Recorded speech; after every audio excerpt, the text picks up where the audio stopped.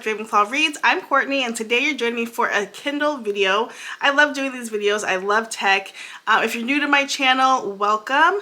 Take a look at my content and see if it's something you enjoy. I would love to have you subscribe. I do things bookish, unhauls, hauls, book shopping, reading vlogs, Kindle discussions, all the things. So I would love to have you join. If you're returning, thanks so much for watching. Today we're going to talk about the best Kindle to get in 2025. If you haven't heard, Amazon came out with a ton of Kindles toward the end of 2024, and there are so many options that you have lots to choose from. So I wanted to go through the Kindles that are out right now and what would be the best bang for your price, and I think you might be surprised. So let's start off with the Kindles that we're talking about. So today we're going to be talking about the Scribe. We're going to talk about the Colorsoft. We're going to talk about the 12th Gen Paperwhite, and we'll talk about the 11th generation basic Kindle. So I want to start with the most expensive Kindle, the Scribe, all the way down to the basic. And I'm sharing this video for all of us Kindle lovers, but I do want to just say Kindles last for a very long time. You do not need a new Kindle every year. I've said it in my other Kindle videos. I love tech. I'm opening these devices and doing reviews to share with you all, but also I just love technology. But if I didn't have a YouTube channel and I wasn't really into tech, I probably would still have my just 10th gen Paperwhite. If you never see the difference in an upgraded Kindle, you have no idea what, if anything, has changed. So please don't feel like you need to get a Kindle every year. I feel like we're in a space in tech where everybody feels like they have to upgrade every year, especially with phones. You do not need to do that with Kindles. Kindles last 5, 6, 7, 8 years. So just put that in the space. So let's start with the Kindle Scribe, which is a great example because I have the first generation Kindle Scribe. I know that the newest Scribes that came out are also first generation, but I have the actual first generation. And the reason I decided to stick with this one is because the Scribe was getting updates with the new Scribe, and the old Scribe was getting the updates too. So I didn't feel like I needed to get another Scribe because it's such a large device that it didn't make sense for me to buy another one when I'm getting the updates. So let's talk about the Scribe, and we're talking about the brand new one, the metallic jade and black one. So currently, if you're watching this, the Scribe was on sale for $324.99, but it retails for about $349. Again, you get it in black or metallic jade. You can get 16, 32, or 64 gigabytes. My older version, you can get it for $339 right now, and it comes with 16 gigabytes. Now, these are not phones, so you could have so many books downloaded for 16 gigabytes that getting more like 64 gigabytes is kind of insane to me. I guess if you use the Scribe for notebooking purposes, it makes sense, but you don't really need that much space. So the exciting thing about the Scribe is it's your largest screen. It's the 10.2 inch glare-free screen, 300 ppi, front lit display, and you can read and write anytime, indoors or out. It's always going to have that nice flat screen for you with no glare. It does have an active canvas, which I'm going to show you, and it comes with a 12-week battery life. The good thing about the Scribe is if you enjoy a large reading experience, you have that 10.2 inch screen. I really like that because my eyes are not what they used to be, and sometimes I just like to see a bigger screen. This is not a portable device, ideally. I mean, you could bring a device anywhere you want to, but it is heavier, and it's a little bit clunkier, obviously, because it's so big, but the big screen is a huge advantage. Now, they talk about an active canvas, and this is new. So prior to the update, you could create notes using the pen that comes with the device, and you would highlight a section and make notes. And the complaint was we couldn't write on the book like we can do on the Kobo Libra Color. But since the update, they have changed it, and you can write on the page, which is great. You can annotate on the page, you can highlight, you can underline, and so they really updated that active canvas feature. And so when I think about the Scribe, I'm thinking about either somebody who is an avid reader who just wants a bigger screen, or your college student who might want to use this as a textbook device and a notebook. So the Scribe does have notebook capability. You can open up and create notebooks and write right there on the page. And so if you don't want to do like iPad, you can just want to stay focused on your reading. Most of textbooks nowadays are digital, so you can download the textbook and then annotate in a notebook, right, all on the same device. So I think the Scribe does have a place, and those are the specs on that. We'll talk about at the end, sort of the comparison. Next up in price order is the ColorSoft. So this ColorSoft is a 7-inch screen display. It's color, obviously 300 ppi. It comes with 32 gigabytes standard, and right now we only have the metallic black color. And then with this device, I think because of the color, you get an 8-week battery life. So if you haven't heard, which I don't know anybody who has it, the ColorSoft has had quite the issue rolling out. So they came out and they had a hard time because of the screen coloring, and I'm just trying to turn mine up a little bit. So a lot of people had yellow lines at the bottom of their screens, and that caused an issue, obviously, because you pay good money for it. This is $279. It's like $303 with tax. You want the screen to be on point, and so all of the ColorSofts stopped being sold. They revamped what they needed to revamp. There was lots of talk. Was it software? Was it hardware issue? Whatever. And then people got replacements or software boots. I didn't have that much of an issue. I did see slight yellowing on certain times on my Kindle, but not enough to return it. Not to mention, I'd already stickered it up. I had my pop socket.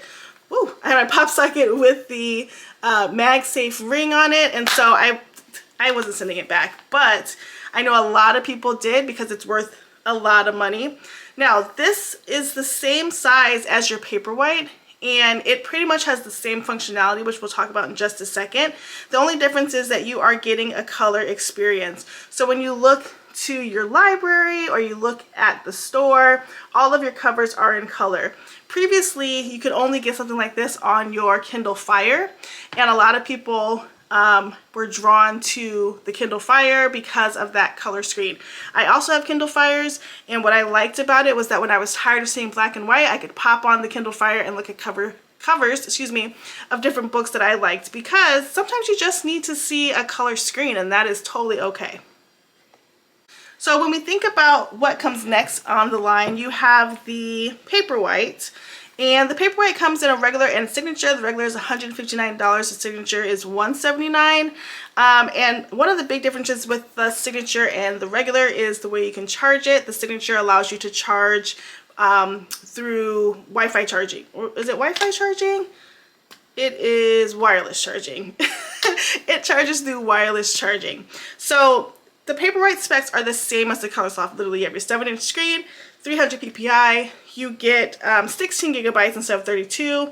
You get 12 weeks of battery life instead of 8 because it's black and white and not color. And then you have your different colors. You have black, you have jade, and you have this gorgeous raspberry pink. And so the Paperwhites, the 12th gen Paperwhites, also had issues. Some people had some discoloration on their screen. If you followed my journey, I've had the weirdest issues with this Paperwhite. Again, I have not returned it because it's already decorated and like the whole shebang, but I had tons of ghosting. I had tons of issues with it, like glitching on the pages. And so it has been quite the journey. I haven't had issues in maybe 2 or 3 weeks, but in the time that I did have issues, I stopped reaching for it, honestly, and was reaching more for the ColorSoft. So it's rare that I actually pick up this Paperwhite, which is unfortunate because I love the color pink. I love the decor I have on the back of it. And I just am not reaching for it because I don't know. I never bonded with it. Does that sound weird? I know we sometimes bond with our tech. I never bonded with it. And so I need to like create space to spend time with the Paperwhite. But when you're thinking about a device for 2025, your Paperwhite and your ColorSoft are identical except for color, black and white. And so because this is color, you're getting a bit more memory and your battery life is not as long, right? But as far as sizing, speed, they're all the same. The last Kindle that we have on the list is the Basic. I have the Basic in Matcha. I'm using a Strapsicle. I told you guys when I unboxed this I was going to try out the Strapsicle. I didn't love it at first, but now I do like it. I get it. I enjoy it. And it's perfect for this tiny device. So you have on the Basic a 6-inch glare-free screen. You still have the 300 ppi. Comes in 16 gigabytes, which again is plenty of space. You get 6 weeks of battery life. But this device does not have the warm adjustable light. So on the Paperwhite, the Scribe, the Colorsoft, you have a warm adjustable light where if you're reading at night, this white screen can be warmed up, which is actually just kind of giving a yellow tint. I don't know if you can see much of it. Turn it all the way up. But it kind of gives a yellowish tint, so that you can read and it's not so bright when you are reading at night. The Basic does not have that capability, so if that's really important to you, it does not have that. And then there's no auto-adjusting front sensor, so you get what you get when you read on this, whether you're inside or outside. The Paperwhite, the Colorsoft, and the Scribe, you do have that light sensor, and that just helps detect when you're inside or outside. This one does not have that, but it's awfully portable. It's teeny tiny. If you buy this when you get it out of the box, you're like, oh my gosh, this is so cute. The other difference is this has a little bit of a lip around it, and the Colorsoft, Paperwhite, and Scribe do not. They lay sort of all in one piece versus this little lip. I think some people might think the lip will get dust in it or crumbs, possibly, but you can always just like get that out. And then it's still very speedy, very portable, and it's super lightweight. Like, I don't even know how to describe how lightweight it is. It is super, super lightweight. It's very, very portable. You have the Colorsoft, which is very heavy. Not very heavy. It doesn't feel like the Scribe, but it's definitely heavier than the Paperwhite. And if you switch between the two, you can definitely feel the difference. So we have lots of options to choose from in the world of Kindle, and now you have to decide which one you're going to get. As I said, you don't need a Kindle if you already have one, but lots of us want to upgrade our technology, have a faster run, pass down our old devices to loved ones, and just get something new, have our hands on tech. And if I had to pick one in the moment, you guys are going to be surprised. Comment down below if you guess what I'm going to say. I would pick the Basic. I can't believe that I'm saying that. This is my first Basic, and across the board, I think I would pick the Basic above anything else. I think part of that is because of the issues I've had with the Paperwhite and the Colorsoft, but part of it is just I love this little thing. It is the experience of Kindle because it's so small and so portable. It just feels like you're reading a little cozy book. It's so cute in your hand, and I've had zero issues with it. So that is another selling point for me. No color mishaps on the screen, no ghosting, no lag of any kind. It's just been really, really great to read on. And I do, like I said, love the Strapsicle.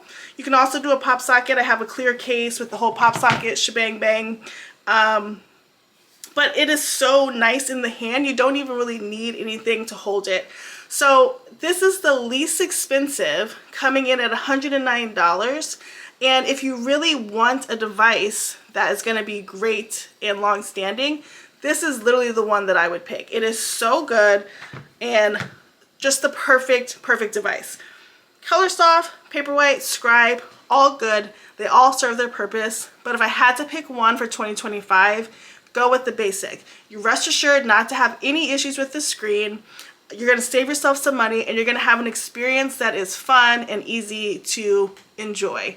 The Scribe is a lovely device. It is a luxury device. I rarely touch it.